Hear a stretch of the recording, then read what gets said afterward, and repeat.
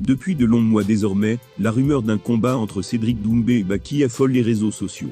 Et ce jeudi, salement piégé par un internaute, les deux protagonistes ont échangé quelques mots à ce sujet.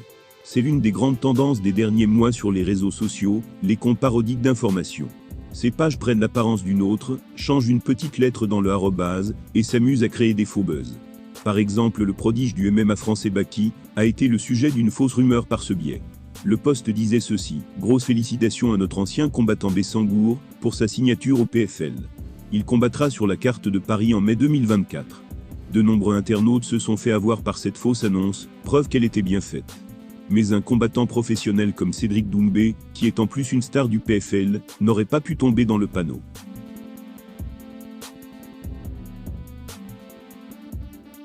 Eh bien figurez-vous si, puisqu'il a immédiatement provoqué Baki sur son compte Twitter. Il lui a notamment promis une bonne nuit de sommeil dans la cage. Ce dernier a également réagi. Voilà ce qu'il a écrit: j'aurais tout fait pour te préserver mon frère. Maintenant tu ne me laisses plus le choix. Baki s'est moqué de lui en lui disant qu'il ne fallait pas lire avec les yeux fermés. D'un gros troll est née cette interaction lunaire et hilarante, entre Cédric Doumbé et Baki. Le premier pensait qu'il aurait enfin la chance d'en découdre, avec son rival dans la cage connectée du PFL. Et le second a remis en question la compréhension écrite de The Best Best. Ils sont aussi bons sur les réseaux que dans la cage, et c'est pour ça qu'ils sont populaires. Non, Bessangour ne s'est pas engagé avec le PFL, du moins pas encore. Les fans devront donc attendre encore s'ils veulent voir le combat d'anthologie contre Cédric Doumbé. Que les dirigeants sortent le chéquier.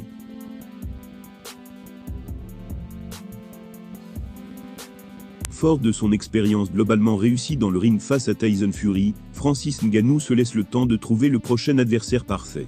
Et pour une légende, un gros nom serait incontournable. Mais il ne serait que trop peu évoqué. A priori, c'est bien dans la cage qu'il effectuera son retour à la compétition en 2024. Francis Ngannou a néanmoins l'embarras du choix désormais, lui qui a signé des débuts extrêmement remarqués, en tant que boxeur. Sa défaite plus qu'honorable face à Fury, lui a en effet attribué une belle cote au sein de la discipline. Discipline où il devrait tôt ou tard remettre les pieds, pour obtenir sa revanche, ou affronter une autre superstar. Quoi qu'il en soit, le Predator n'a pas totalement fait une croix sur sa carrière de combattant MMA. Membre du PFL, il devrait ainsi faire ses premiers pas dans les mois à venir. Mais il ne paraît pas si pressé que cela. La date de cet événement, ainsi que l'adversaire qu'il défiera à cette occasion reste toujours inconnue, même si les rumeurs vont bon train, quant au candidat à un duel contre lui. Il y a quelques jours, Ngannou affirmait qu'il n'accordait plus d'importance aux ceintures de champion, dans une sortie aussi épique que terrifiante. Et que seules, les affiches de prestige l'intéresseraient dorénavant.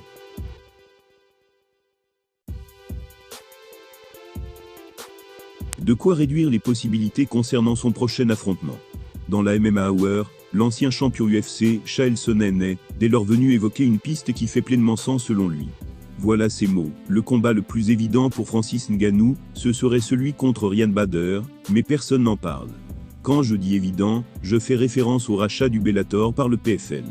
Mais on dirait que ce combat est tellement peu probable, que même Bader n'en parle pas.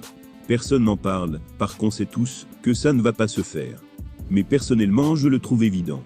Il est vrai que Bader combat chez les poids lourds depuis 2018, et appartient désormais à la PFL. Il apparaît néanmoins, comme un adversaire de choix pour Francis. D'ailleurs, contrairement à ce qu'affirme Sonnen, il s'est déclaré à plusieurs reprises intéressé par un choc face aux Camerounais. Il faut dire qu'il surfe sur une certaine vague de confiance, lui qui a dernièrement mis un terme brutal à la carrière de l'illustre Fedor Emelianenko. Pour Chael Sonnen, la superstar du Bellator possède le pédigré pour être perçu comme un adversaire digne de ce nom par Francis Ngannou. Pas sûr toutefois que sa hype s'avérera suffisante aux yeux du Predator et du grand public.